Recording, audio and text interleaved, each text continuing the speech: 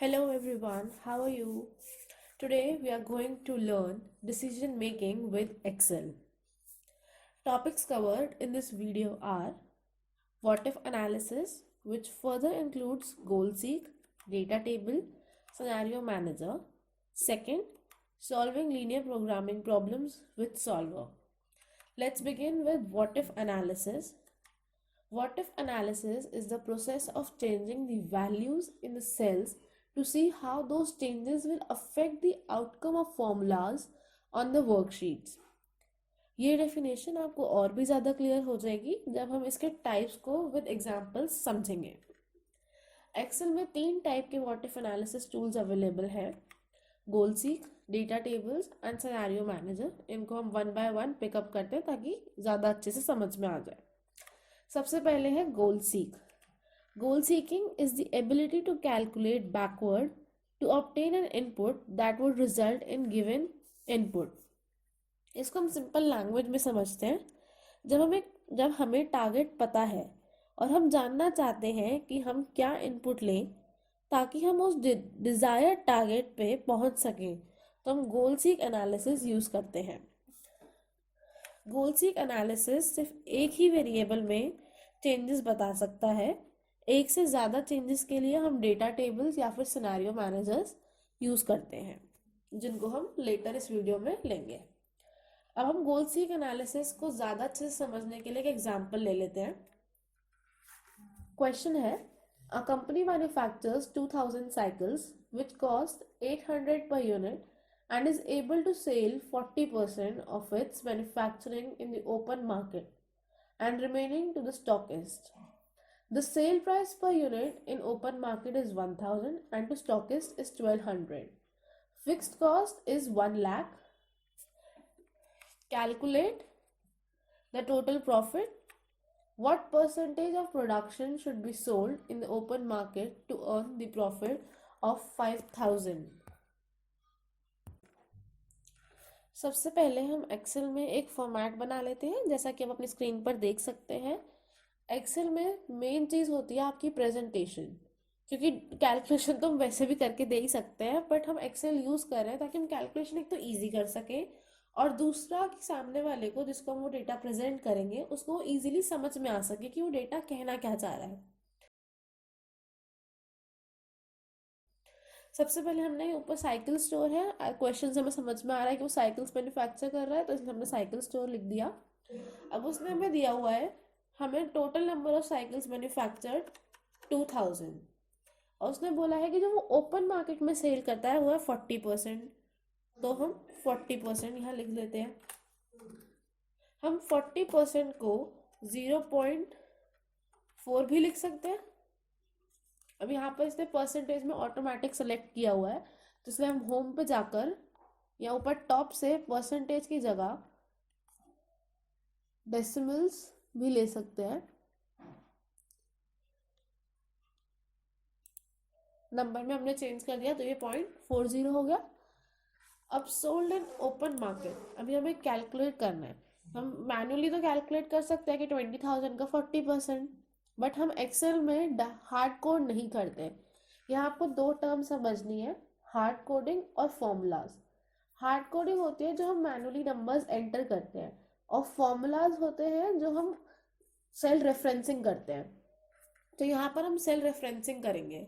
देखिए कैसे, कोई भी फॉर्मूला यूज़ करने के लिए सबसे पहले हमें इक्वल टू का साइन लगाना होता है। अब हमें निकालना है number of cycle sold in open market, जो कि है 2000 का 40%।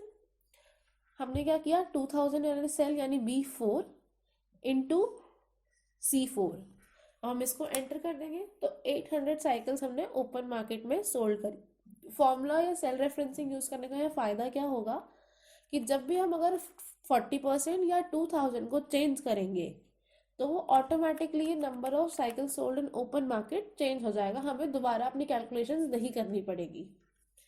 अब हम आते हैं number of cycle sold to the stockist. Cycle stockist को जो सोल्ड हुई है उसको हम 2 तरह से कैलकुलेट कर सकते हैं। एक तो 2000 इंटू 1 माइनस 40%, और इसको कैलकुलेट करने का दूसरा तरीका भी है इक्वल टू 2000 माइनस 800, क्योंकि जो साइकिल ओपन मार्केट में सोल्ड हुई उस उसको अगर हम टोटल साइकिल्स मैन्युफैक्चर में से लेस कर देंगे तो क्या आ जाएगा, साइकिल सोल्ड टू स्टॉकिस्ट 1200। दोनों से आंसर सेम आया। सेल प्राइस हमें क्वेश्चन में गिवन है पर यूनिट का 1000 अगर हम उसे ओपन मार्केट में सेल करते हैं और 1200 अगर हम उसे स्टॉकिस्ट को सेल करते हैं। कॉस्ट प्राइस पर यूनिट हमें गिवन है, कहीं भी सेल हो हमारी कॉस्ट तो 800 ही आ रही है मैन्युफैक्चर करने की, तो दोनों की हमने कॉस्ट लिख दी। अब प्रॉफिट जो है हम प्रॉफिट कैलकुलेट करेंगे। प्रॉफिट कैलकुलेट करने का तरीका, प्रॉफिट हम पर यूनिट कैलकुलेट करें तो इसलिए हम सेल प्राइस पर यूनिट में से कॉस्ट प्राइस पर यूनिट को लेस कर देंगे, जिसके लिए हम फॉर्मूला लगाएंगे equal to D7 that is sale price per unit for sold in open market minus E7 that is cost price per unit sold in open market. Profit per unit for sale in open market is 200। अब हम formula दोबारा नीचे भी लिख सकते हैं और हम सिंपली इसको ड्रैग भी कर सकते हैं। अब ड्रैग करने से ही सेम फॉर्मूला नीचे कॉपी कर लेता है विद सेल रेफरेंसिंग। अब मैंने जैसे हम जब यहाँ पे इस पे लाएंगे तो ये छोटा वाला प्लस का साइन जब आ जाए तो उसको पकड़ के हम ड्रैग कर लेते हैं नीचे, तो प्रॉफिट पर यूनिट आ गया। अब आप इस सेल पे यहाँ देखिए ऊपर, यहाँ पे क्या हुआ, फॉर्मूला अपने आप ऑटोमेटिकली फिल हो गया D8 माइनस E8, क्योंकि हमने ऊपर वाले उसमें लिया था D7 माइनस E7 और हमने कहीं पे भी फिक्सिंग नहीं की थी सेल की, तो इसलिए वो ऑटोमेटिकली नीचे वाले सेल में भी कॉपी हो गया। ठीक है, अब हमें फिक्स्ड कॉस्ट क्वेश्चन में दी हुई है 1 लाख, तो हमने 1 लाख एंटर कर दी। अब हमें टोटल प्रॉफिट निकालना है। अब टोटल प्रॉफिट निकालने का दो तरीके हैं। एक तो हम सिंपली क्या करें, प्रॉफिट पर यूनिट को इससे मल्टीप्लाई करें प्लस इसको इससे मल्टीप्लाई करें और लेस कर दे फिक्स्ड कॉस्ट। सिंपल, मैं आपको करके दिखाती हूँ कैसे। Equal to this that is number of cycle sold in open market multiplied by profit per unit in open market bracket close plus number of cycles, पहले हम ब्रैकेट लगा लेते हैं, number of cycle sold to stockist into profit per unit less fixed cost. और एक bracket की गड़बड़ हो गई, हमें डबल ब्रैकेट्स लगाने थे। ये हमारा प्रॉफिट आ गया। अब हम चाहते हैं, हम या तो ऐसे कर सकते हैं या दूसरा तरीका है, हम यहीं पे फॉर्मूला लगाएं equal to sum product. Sum product जो फॉर्मूला है वो क्या करता है, उसने लिखा है एरे 1 इंटू एरे 2। एरे 1 को, एरे 1 की हर चीज को कॉरिस्पॉन्डिंग एरे 2 की हर चीज से वो मल्टीप्लाई कर देता है। जैसे कि मेरा एरे 1 ये है, कॉमा एरे 2 ये हो गया, minus fixed cost. Fixed cost हमें यहाँ भी माइनस करनी पड़ेगी क्योंकि ये सिर्फ प्रोडक्ट मल्टीप्लाई करता है। सम प्रोडक्ट्स मतलब दो चीजों को प्रोडक्ट करके उनका सम करता है, दो या दो से ज्यादा चीजों का। तो कैलकुलेट करते हैं, हमारा प्रॉफिट आ गया 5,40,000, जो कि हमारे फर्स्ट पार्ट का आंसर है, क्योंकि उसने हमें बोला है कैलकुलेट द टोटल प्रॉफिट। अब नेक्स्ट उसने हमें बोला है बी पार्ट में कि हम कितना परसेंटेज ओपन मार्केट में सेल करें, यानी कि अभी तो 0.4 है, तो हम कितना करें कि हमारा जो प्रॉफिट है वो 5 लाख आ जाए। अब हम क्या कर सकते हैं यहाँ पर, या तो हम पूरी कैलकुलेशन दोबारा करें, जो कि इस टाइम तो हमारे पास एक ही आइटम है, बट अगर ज़्यादा चीज़ें हों तो वो कैलकुलेशन कॉम्प्लिकेट हो जाएगी, हम क्यों दोबारा कैलकुलेट करें। तो इसके लिए हम यूज़ करते हैं गोल सीक, जो व्हाट इफ एनालिसिस का पार्ट है। अब गोल सीक स्टार्ट करने के लिए हमें सबसे पहले जाना है डेटा। डेटा में जाके हम जाएंगे what if analysis. What if analysis को हम क्लिक करेंगे तो आएगा गोल सीक। हम गोल सीक पे क्लिक करेंगे, उसके बाद एक छोटी सी टेबल आपके सामने आ जाएगी, गोल सीक डायलॉग बॉक्स है। अब यहाँ पे 3 चीज़ें हैं, set cell, to value by changing cell. Set cell का मतलब है कि हम किस सेल को चेंज करना चाहते हैं, किस सेल की वैल्यू जो हमें मतलब डिजायर्ड जो रिजल्ट है वो किस सेल में आएगा। जैसे कि हमारे पास इस क्वेश्चन में है कि यहाँ पे इस टाइम तो 5,40,000 प्रॉफिट है, बट हम 5 लाख चाहते हैं, तो हम इस सेल में वैल्यू चेंज करना चाहते हैं, तो इसलिए हम इस सेल को सेलेक्ट कर लेंगे। यहाँ पे ऑटोमेटिक रिफ्लेक्ट हो गया। अब हमें वैल्यू क्या चाहिए, इस सेल को हम कहाँ ले जाना चाहते हैं। हमें क्वेश्चन में दिया है कि हमें 5 लाख का प्रॉफिट चाहिए, तो हम यानी 5,40,000 को 5 लाख तक लेके जाना चाहते हैं। अब हम चेंज किसको करना चाहते हैं, बाय चेंजिंग सेल। क्योंकि हमें मार्केट शेयर को चेंज करना है, तो हमें परसेंटेज लेंगे 40%, हम कितने परसेंट पे जाए कि हमें 5 लाख का प्रॉफिट आ जाए। तो by changing cell, percentage of cycle sold in open market, that is 40%, C4। ये सब हो गया। इसके बाद जैसे ही हम ओके करेंगे, ये वैल्यूज हमें बताएगा कि इसे टारगेट वैल्यू 5 लाख मिली है और करंट वैल्यू उसने चेंज कर दी है 5 लाख पर। ओके करेंगे। अब आप दो चेंजेस देखिए इसमें, यहाँ पर 0.40 का 0.50 हो गया, यानी कि 50% अगर हम ओपन मार्केट में शेयर करेंगे तो हमारा 5 लाख का प्रॉफिट आएगा। ये था सिंपल, हमें कुछ चेंज नहीं करना पड़ा। अब जैसे हमने ये 50% चेंज किया, हमारा sold in open market automatically change हो गया, क्योंकि यहाँ पर हमने फॉर्मूला क्या लगाया था, 2000 को C4 से मल्टीप्लाई करो। अब क्योंकि हमारा C4 ऑटोमेटिकली चेंज हो गया, तो ये भी चेंज हो गया। सिमिलरली हमारा सोल्ड टू स्टॉकिस्ट की परसेंटेज भी चेंज हो गई। हमने क्या किया था, B4 माइनस C7। अब C7 चेंज हो चुका ऑलरेडी, जैसे अभी मैंने ऊपर बताया आपको, तो ये भी ऑटोमेटिकली 1000 पे चेंज हो गया। ये वाली चीजें तीनों सेल्स चेंज नहीं हुए, क्योंकि ये पर यूनिट था और ये हमने हार्ड कोड किए थे। यहाँ ये मेन डिफरेंस है हार्ड कोडिंग का और सेल रेफरेंसिंग का। अगर हमने इनको सेल रेफरेंसिंग किया होता, क्योंकि हमारे क्वेश्चन में नीड नहीं है इसलिए हमने नहीं किया, तो ये भी चेंज हो जाते। जैसे हमने इस सेल को सेल रेफरेंसिंग दी थी तो ये चेंज हो गया, इसको हार्ड कोड किया था, ये चेंज नहीं हुआ। फिक्स कॉस्ट भी हमारा हार्ड कोडेड था, ये चेंज नहीं हुआ, और ये 5 लाख। अब हम खुद कैलकुलेट करने बैठते हैं कि 5 लाख का बाय कितने परसेंटेज में, तो हम trial and error method use करते हैं, या फिर और उसको मैथमेटिक के और फॉर्मूलाज यूज करते हैं, क्योंकि एक सिंगल चीज़ है। बट अगर हमें एक से ज़्यादा चीज़ें सर्च करनी होती हैं, तो जैसे कॉम्प्लिकेशंस बढ़ जाती है कैलकुलेशन में, तो इसके लिए गोल सीक एनालिसिस हमारी हेल्प करता है। One of the major drawback of GoalSeek was that it can suggest changes in one variable only. This drawback leads to the use of the data tables. A data table quickly tries out different values of input in the formulas and determine the output. Data table can be prepared for one variable and for two variables. For your convenience, we have taken the same example as we have taken for the goal-seek analysis. Now, here we want to use only one variable data table. That's why we are only changing on the percentage of sales in the open market. We have taken 30%, 40%, 50%, 60% and 80%. Now, one thing to note here is we have to write what we have to change in the cell next to the cell where we have written the percentages. One more thing, we will not hard code the amount of profit. We will give it cell referencing, that is D11, in which the profit is there.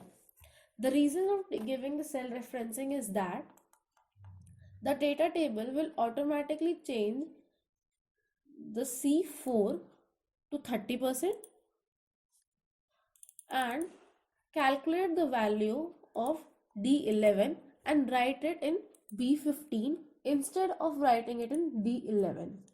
And similarly, it will calculate 40, 50, 60 and 80%. So let's begin with data table of one variable. Let's select from cell A14 till cell B19. Then we'll go data, what if analysis, data tables.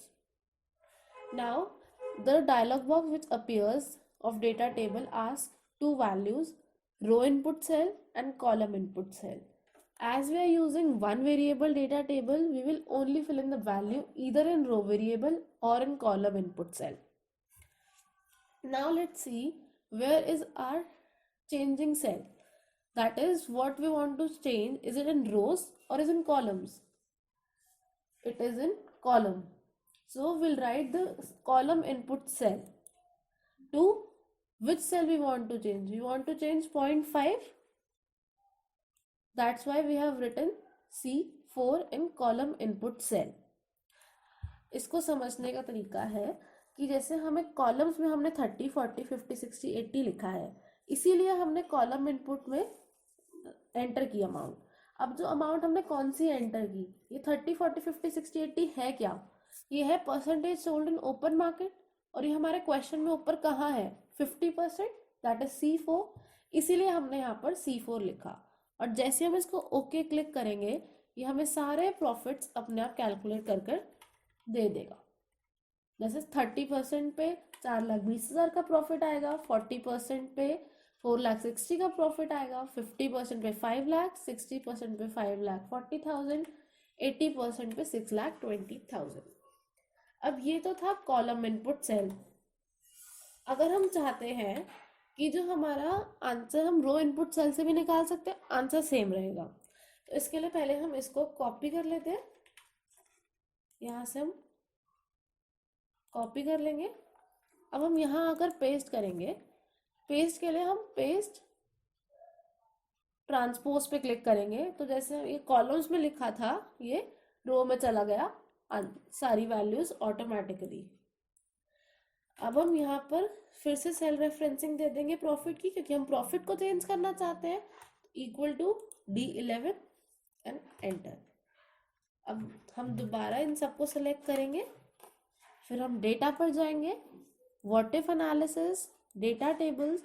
अब क्योंकि इस बार हमने अपने जो percentages हैं वो रोज में लिखी है, जैसे कि आप देख सकते हैं, इसलिए हम रो इनपुट सेल में लिखेंगे क्या?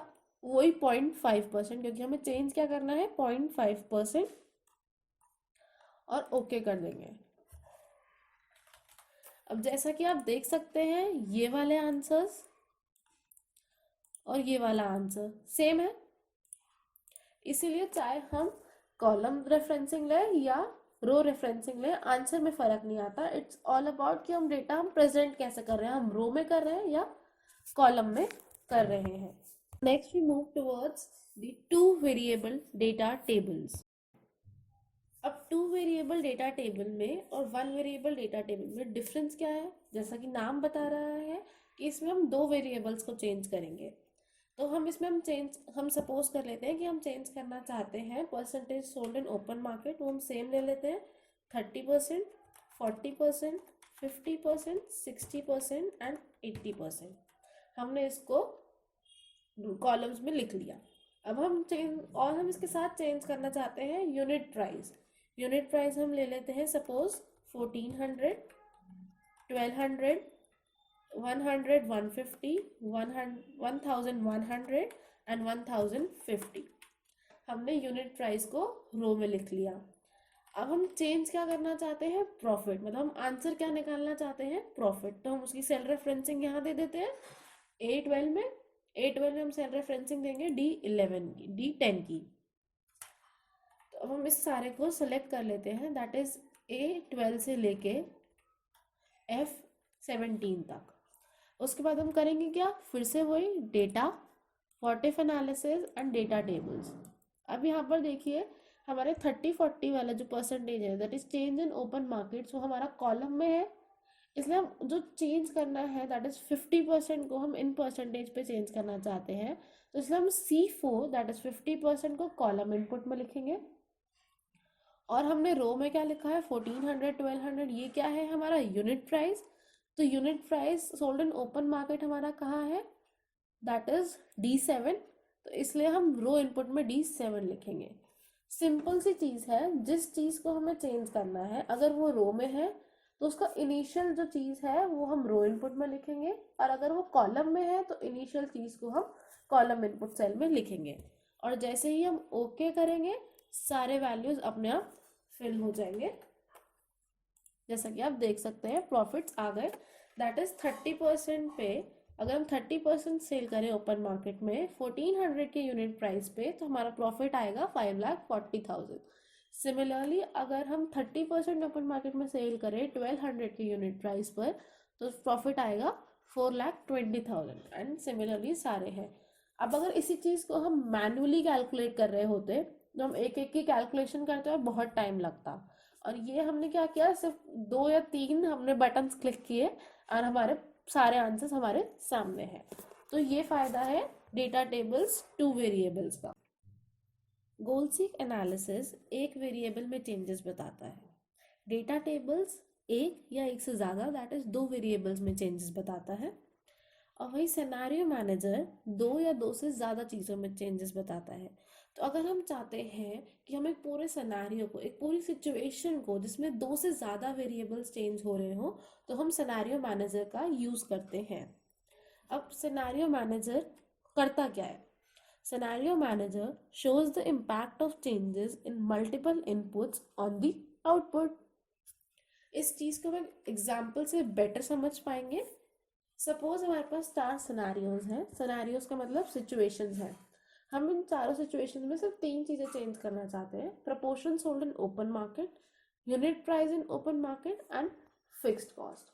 अब जैसे हम एक सिचुएशन समझ लेते हैं। सिचुएशन क्या कह रही है? सिचुएशन ए या सिनेरियो ए कह रहा है कि अगर हम 30% ओपन मार्केट में सोल्ड करें 1400 के यूनिट प्राइस पर, तो हमारी फिक्स्ड कॉस्ट 1 लाख रहेगी। हमें प्रॉफिट निकालना है सिचुएशन पर।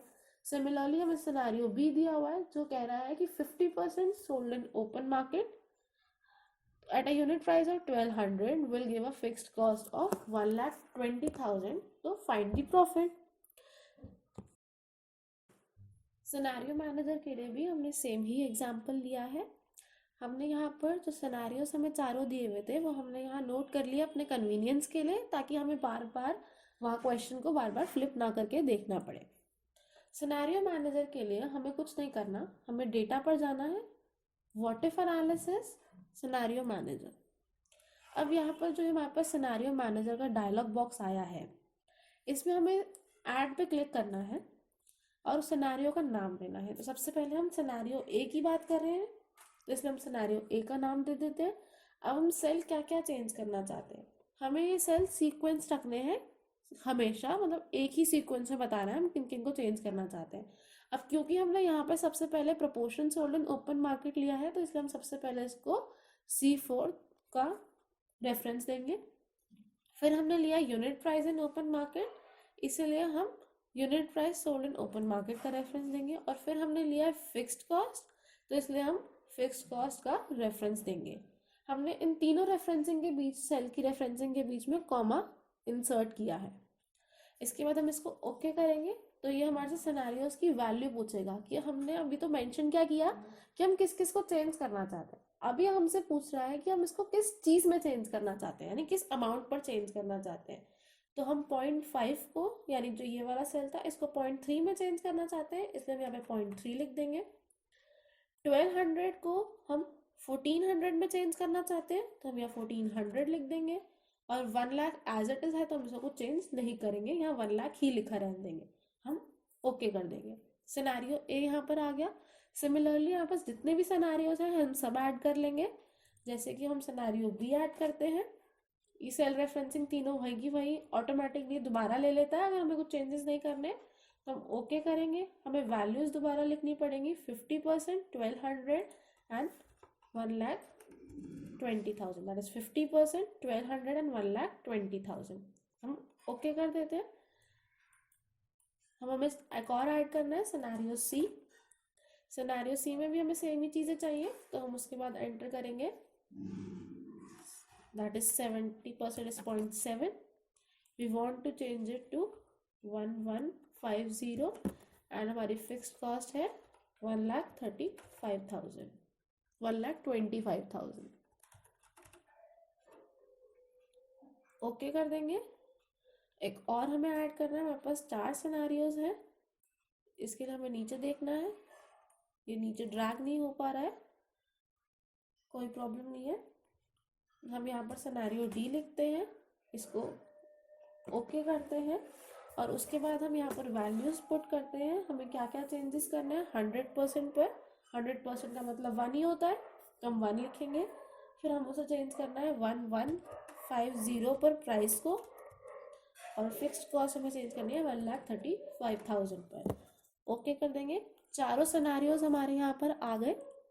और अगर मान लीजिए हमें लगता है कि हमने किसी वैल्यू गलत एंटर कर दी या गलती से एंटर कर दी, तो हम यहाँ एडिट कर कर इसको फिर दोबारा ओके करके वैल्यूज दोबारा चेंज कर सकते हैं। तो कोई इश्यू नहीं है आपने गलती कर दी तो। अगर आप पूरा डिलीट करके दोबारा ऐड करना चाहते हैं तो आपके पास डिलीट का ऑप्शन भी है। जैसे ही आप इसको समरी पे क्लिक करेंगे, इसके बाद ये आपसे पूछेगा सिनेरियो समरी या सिनेरियो पिवट रिपोर्ट। हमें सिनेरियो समरी करना है। उसके बाद उसने पूछा है रिजल्ट सेल। रिजल्ट सेल मतलब हम ये सारी चीज़ें जो हमने चेंज करी है कि 30% पे हो जाए, proportion sold in open market, unit price 1400 हो जाए, फिक्स्ड कॉस्ट 1,00,000 हो जाए, इन सबको चेंज करके हम आना कहाँ चाहते हैं, रिजल्ट क्या चाहते हैं, हम प्रॉफिट पता करना चाहते हैं। तो इसलिए हमने प्रॉफिट का सेल आ गया यहाँ पे। इसने ऑटोमेटिकली डिटेक्ट कर लिया क्योंकि हमने सारे फॉर्मूलाज लगा चुके हैं हम ऑलरेडी। अगर ये ऑटोमेटिक सेलेक्ट ना करे तो कोई प्रॉब्लम नहीं है, हम सेलेक्ट कर लेंगे और उसके बाद हम ओके क्लिक करेंगे। जैसे ही हम ओके क्लिक करेंगे, एक नई शीट पर सिनेरियो समरी पूरी हमारे सामने होगी, जिसमें C4, D7 और D9 ये 3 सेल हैं जिन्हें हमने चेंज किया है। That is C4, C7 and D9। इनको हमने चेंज किया किस पर? करंट वैल्यूज जो हमारी थी वो 0.5, 1200 और 1 लाख थी, और ये सारी वैल्यूज हमने इसमें चेंज करी है। इस चेंज से हमारा कौन सा सेल इफेक्ट हुआ है? D10, दैट इज हमारा टोटल प्रॉफिट का आंसर क्या रहा? 5,00,000, 7,80,000, 5,88,000, 3,45,000 एंड 2,15,000। तो इसने ऑटोमेटिकली हमें सारे आंसर्स कैलकुलेट करके दे दिए 4 अलग अलग सिचुएशंस पर। हमारे पास और सिचुएशंस है तो हम और भी ऐड कर सकते हैं। Next is LLP simplex by using solver add in. Linear programming problem आप सबने पढ़ी होगी, और सिंप्लेक्स मेथड से सॉल्व करना और उसकी कैलकुलेशन कितनी कॉम्प्लिकेटेड हो जाती है वो भी आप सबको पता होगा। एक्सेल हमें इस चीज़ को सॉल्व करने के लिए एक एड इन प्रोवाइड करता है जिसका नाम है सॉल्वर, जो हमारी कैलकुलेशन हमें करनी ही नहीं पड़ती, जिसकी वजह से वो ऑटोमेटिक एक्सेल सॉल्व करता है, हमें बस उसे कमांड्स देनी है। अब सबसे पहले हमारा काम होगा इसमें सॉल्वर एड इन को एक्टिवेट करना। अब देखते हैं एक्टिवेट कैसे करते हैं। सबसे पहले फाइल पर क्लिक कीजिए, ऑप्शंस में जाएं, उसके बाद यहाँ आपको लेफ्ट हैंड साइड पे एड-इन्स का ऑप्शन दिखेगा, उस पर क्लिक कीजिए। एक नई विंडो खुलेगी उसके अंदर, जहाँ पे सबसे नीचे मैनेज में हमें ड्रॉप डाउन मेन्यू में से एक्सेल एड-इन सेलेक्ट करना है और गो पे क्लिक करना है। गो पे क्लिक करते ही एड-इन्स का डायलॉग बॉक्स खुलेगा जो हमें बताएगा कि हमारे पास एक्सेल में कौन से एड-इन्स अवेलेबल हैं। इसमें सॉल्वर को चेक करना है और ओके करना है। ये एड-इन हमारा एक्टिवेट हो गया या नहीं, ये चेक करने के लिए हम डेटा टैब पर जाएंगे। वहाँ हमें सॉल्वर यहाँ एनालिसिस में एंड में नज़र आना चाहिए। अगर आ गया तो हमारा एक्टिवेट हो गया। बेटर अंडरस्टैंडिंग के लिए एक एग्जांपल ले लेते हैं। सबसे पहले हमारे पास ऑब्जेक्टिव फंक्शन है minimize a is equal to 20,000 x plus 25,000 y plus 30,000 z। Subject to constraints है हमारे पास, first 400x plus 300y plus 400z is greater than equal to 25,000. 300x plus 300y plus 600z is greater than equal to 27,000. 200x plus 500y plus 400z greater than equal to 30,000. Solver में सबसे important चीज़ है Excel में उसको fill करना, मतलब present करना, क्योंकि जो एक्सेल है उसकी मेन प्रॉब्लम है कि वो वर्ड्स को और न्यूमरिक्स को एक साथ रीड नहीं कर सकता। यानी 20,000x अगर मैं एक सेल में मेंशन कर दूं तो वो उसे नहीं समझ पाएगा, क्योंकि एक्सेल सिर्फ मैथमेटिकल टर्म्स के ही फॉर्मूलाज में यूज़ करके सॉल्यूशन देता है, तो इसलिए हम x को साथ में नहीं लिख सकते उसके। तो इसका एक सॉल्यूशन है कि पहले हम x y z ऊपर मेंशन कर दें, जैसे कि मैंने C1 में x लिख दिया, D1 में y और E1 में z लिख दिया। अब मैं यहाँ पर ऑब्जेक्टिव फंक्शन लिखती हूँ। सबसे पहले हमारा ऑब्जेक्टिव फंक्शन क्या है? मिनिमाइज करना, इसलिए अपनी कन्वीनियंस के लिए हम यहाँ मिनिमाइज लिख लेते हैं, वरना ज़रूरत नहीं है। उसके बाद जो वैल्यू x के साथ है दैट इज 20,000, हम ऑब्जेक्टिव फंक्शन के कॉरेस्पॉन्डिंगली x के नीचे 20,000 लिख लेते हैं। फिर जो वैल्यू y के साथ दैट इज 25,000 उसको हम ऑब्जेक्टिव फंक्शन के y के कॉरेस्पॉन्डिंग में लिख लेते हैं। और वैसे ही सिमिलरली 30,000 z के कॉरेस्पॉन्डिंग में लिख लेते हैं। सॉरी 30,000। अब हमें लिखने हैं subject to constraints. Subject to constraints भी हम ऑलमोस्ट ऐसे ही लिखेंगे जैसे 400x 300y एंड 400z। जैसा कि आप देख रहे हैं 400 300 एंड 400। अब हम यहाँ पे ग्रेटर देन इक्वल टू उसके नेक्स्ट सेल में दैट इज F3 में मेंशन करेंगे ग्रेटर देन इक्वल टू, और उसका जो कंस्ट्रेंट है दैट इज 25,000 वो G3 में मेंशन करेंगे, एक साथ मेंशन नहीं करेंगे क्योंकि एक्सेल सिंबल्स न्यूमेरिक्स और अल्फाबेट्स को एक साथ रीड नहीं कर सकता। अगर वो तीनों चीजें अलग अलग हैं then it's fine.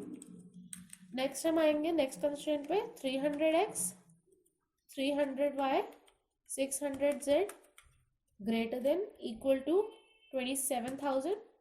Sorry next cell में लिखना है 27,000। जैसे कि आपने इस इक्वेशन में देखा यहाँ पर ये हमने ऐसे मेंशन करी।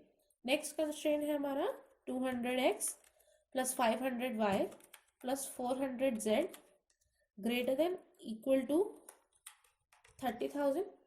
ये हमने मेंशन कर लिए सारे, अब इसे हटा देते हैं। ये हमारे सारे मेंशन हो गए। अब हमें सबसे पहले कुछ वैल्यूज अज्यूम करनी है। अज्यूम का मतलब कि हमारे जो फाइनल आंसर्स हैं उनको हम अज्यूम मान लेते हैं, डमी वैल्यूज हमें लिखनी पड़ेंगी। तो जैसे हमने तीनों के लिए सबसे सिंपल अज्यूम्पशन 0, कैलकुलेशन इजी हो जाती है। 0 0 0 मतलब हम कह रहे हैं अगर हमारा 0x 0y 0z हो तो हमारा ऑब्जेक्टिव फंक्शन मिनिमाइज है, ये हमने अज्यूम कर लिया। जो वैल्यूज हमने अज्यूम की उसको हम अपनी कन्वीनियंस के लिए हाईलाइट कर लेते हैं। अब हम निकालेंगे सम प्रोडक्ट। सम प्रोडक्ट जैसे कि आपने भी पीछे भी देखा था, जो दो चीजों को मल्टीप्लाई करके उसको सम कर देता है, उसका फॉर्मूला होता है equal to sum product bracket. अब हम सम प्रोडक्ट निकाल किसका रहे हैं, ऑब्जेक्टिव फंक्शन का सम प्रोडक्ट कॉमा C7। हमने इसके साथ डॉलर क्यों लगाया, क्योंकि हम हर बार जब हम इसे ड्रैग करेंगे तो हम क्या चाहते हैं, ऑब्जेक्टिव फंक्शन का भी इससे मल्टीप्लाई हो रहा है, जब सब्जेक्ट टू कंस्ट्रेंट का भी C7 से ही मल्टीप्लाई हो, मतलब जो वैल्यूज हमने अज्यूम करी है वो उसी से मल्टीप्लाई करें हर बार, इसलिए हम उसके साथ डॉलर लगा रहे हैं। डॉलर या तो आप मैनुअली भी लिख सकते हैं या सेल सेलेक्ट करने के बाद F4 भी प्रेस कर सकते हैं। F4 ऑटोमेटिकली डॉलर लगा देता है। एक बार प्रेस करेंगे तो दोनों के साथ डॉलर आएगा, दो बार प्रेस करेंगे F4 तो सिर्फ रो के साथ आएगा, और तीसरी बार करेंगे तो सिर्फ कॉलम के साथ आएगा। जैसे जो चीज फिक्स करनी होती है हम उसके साथ डॉलर लगाते हैं। यहाँ पे हमें कॉलम और रो दोनों फिक्स करनी है, इसलिए हम दोनों के साथ डॉलर लगा रहे हैं। ये हो गया, और सेलेक्ट कर लिया इसने। हम इसके बाद ब्रैकेट क्लोज करके एंटर कर देंगे। 0 आया क्योंकि किसी भी चीज को मल्टीप्लाई करेंगे 0 से तो 0 ही देगा। सिमिलरली हम नीचे ड्रैग कर लेते हैं क्योंकि हमने डॉलर ऑलरेडी लगा दी, तो हमने फिक्स ऑलरेडी कर दिया है, तो इसलिए हमें दोबारा से इसको कमांड देने की जरूरत नहीं है। इसने ऑटोमेटिकली इस नेक्स्ट सब्जेक्ट टू कंस्ट्रेंट को उसी से मल्टीप्लाई किया, दैट अज्यूम वैल्यू से ही मल्टीप्लाई किया। रीजन क्योंकि हमने यहाँ पर डॉलर लगा दिया था। ठीक है, इतना हो गया। ये काम करने के बाद आपका 90% क्वेश्चन सॉल्व हो गया। अब जो करना है वो सॉल्वर करेगा, आपको सिर्फ सॉल्वर को कमांड देनी है। देखिए कैसे, डेटा टैब पर जाएंगे, सॉल्वर पर क्लिक करेंगे, एक डायलॉग बॉक्स खुलेगा, इसको थोड़ा राइट में रख लीजिए। अब ऑब्जेक्टिव फंक्शन पूछ रहा है हमसे। सबसे पहले हमारा ऑब्जेक्टिव फंक्शन क्या होगा, जो हमने ऑब्जेक्टिव फंक्शन का सम प्रोडक्ट निकाला है वो होगा हमारा यहाँ पर ऑब्जेक्टिव। अब हमारा क्वेश्चन है क्योंकि मिनिमाइजेशन का, तो हम यहाँ पर मिनिमाइज सेलेक्ट कर लेंगे। अब जो हम कह रहे हैं ये जो ऑब्जेक्टिव फंक्शन पर रीच करे किन वैल्यूज को चेंज करके, जो हमने अज्यूम करी है, क्योंकि हमारा आंसर हमने अज्यूम किया था 0 0 0, तो ये इन वैल्यूज को चेंज करके हमारा आंसर निकाले। तो हम इस पर क्लिक कर कर यहाँ से वैल्यू सेलेक्ट कर देंगे। अब हमें सब्जेक्ट टू कंस्ट्रेंट्स देना है इसको, इसके लिए हम ऐड पे क्लिक करेंगे, ऐड सेल रेफरेंस। सॉल्वर में एक चीज नोट करनी है, जहां पर भी हम सेल रेफरेंसिंग दे रहे हैं हम वो सम प्रोडक्ट वाले कॉलम में से देंगे, क्योंकि हमने सम प्रोडक्ट यानी कि हमारे ऑब्जेक्टिव फंक्शन को हमारे आंसर से मल्टीप्लाई करके सम प्रोडक्ट्स निकाले हैं। तो जो हमारा फाइनल आंसर आना चाहिए वो इस ऑब्जेक्टिव फंक्शन को मल्टीप्लाई करके आना चाहिए, क्योंकि हम मिनिमाइज किसको कर रहे हैं, ऑब्जेक्टिव की इक्वेशन को। और जो हमने अज्यूम किया वो क्या है, एक्स वाई जेड। तो जब हम ऑब्जेक्टिव के कंस्ट्रेंट को हमारे आंसर से मल्टीप्लाई करेंगे एक्स वाई जेड के कॉरेस्पॉन्डिंगली, तो हमारा मिनिमाइज्ड इक्वेशन आनी चाहिए। इसलिए हम हर जगह सेल रेफरेंसिंग में सम प्रोडक्ट देंगे। फर्स्ट सब्जेक्टिव कंस्ट्रेंट के लिए हम फर्स्ट दे देते हैं, दैट इज H3। अब यहाँ से हम ड्रॉप डाउन मेन्यू में से साइन सेलेक्ट कर लेते हैं। यहाँ हमने साइन क्यों लिखा था, ताकि हम भूले ना कि हमारे क्वेश्चन क्या बोल रहा है। तो हम यहाँ से greater than equal to select कर लेते हैं। हम चाहें तो हम ये नाम नहीं भी लिखें, बट क्योंकि इसमें प्रेजेंटेशन इंपॉर्टेंट है तो इसलिए हमने ये वाला कॉलम मेंशन किया है स्पेसिफिकली। अब कंस्ट्रेंट क्या है ये, दैट इज G3, क्योंकि पूरी equation greater than equal to किसके होनी चाहिए, 25,000 के। तो एक्स वाई जेड की वैल्यू जब हम फर्स्ट कंस्ट्रेंट में पुट करें तो वो 25,000 से ज़्यादा या बराबर होनी चाहिए। तो इसलिए कंस्ट्रेंट हमारा G3 है। हम अगर हमें अगले एक और कंस्ट्रेंट ऐड करना है तो हम यहाँ से ऐड पे क्लिक करेंगे, और अगर हम सारे ऐड कर चुके हैं तो हम ओके पे क्लिक करेंगे। ऐड पे क्लिक करेंगे। अब हम सेल रेफरेंस देंगे सेकेंड इक्वेशन के सम प्रोडक्ट का, दैट इज H4। साइन क्या है हमारा, ग्रेटर देन इक्वल टू, तो हमने ड्रॉप आउट मेन्यू से सेलेक्ट कर लिया। और कंस्ट्रेंट क्या है हमारा, 27,000। अब मान लो बाई चांस आपने गलती से ओके पे क्लिक कर दिया, बट आपको कंस्ट्रेंट अभी ऐड करना था एक और, कोई प्रॉब्लम नहीं, आप यहाँ से दोबारा ऐड पे क्लिक कर सकते हैं। थर्ड की cell referencing, that is H5। Sign हमारा ग्रेटर देन इक्वल टू है। इस क्वेश्चन में बाई चांस तीनों equation greater than equal to है। लेस देन इक्वल टू हो तो आप यहाँ से less than equal to select कर लीजिए, इक्वल टू हो तो आप इक्वल टू सेलेक्ट कर लीजिए, कोई प्रॉब्लम नहीं है। कंस्ट्रेंट हमारा 30,000। ओके पे क्लिक करेंगे, सारे कंस्ट्रेंट्स कंप्लीट हो गए।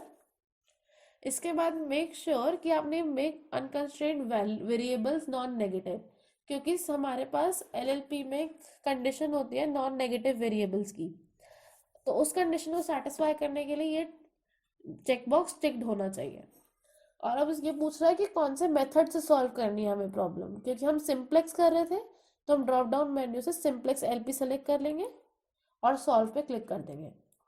सॉल्व पे क्लिक करते ही हमें सॉल्वर का रिजल्ट बताएगा।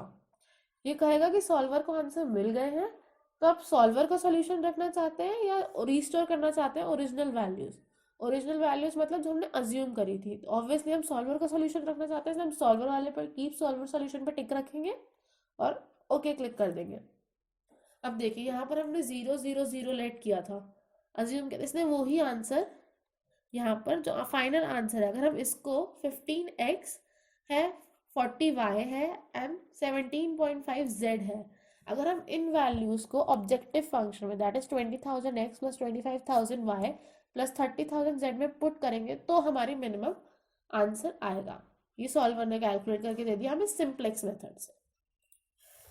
एक चीज और समझिए, मान लीजिए आपने बाय चांस यहाँ कोई वैल्यू एंटर करने में गलती कर दी, तो जैसा कि नॉर्मली एक्सेल में होता है कि अगर हमने फॉर्मूलाज लगा दिया, हम यहाँ वैल्यू चेंज करेंगे आंसर भी चेंज हो जाएगा। सॉल्वर में ऐसा नहीं होता। जैसे मान लीजिए मैंने 300 लिख दिया, मुझे 200 लिखना था, मैंने यहाँ 200 किया,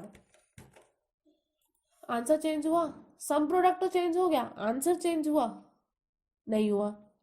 आंसर चेंज करने के लिए हम दोबारा सॉल्वर पर क्लिक करेंगे।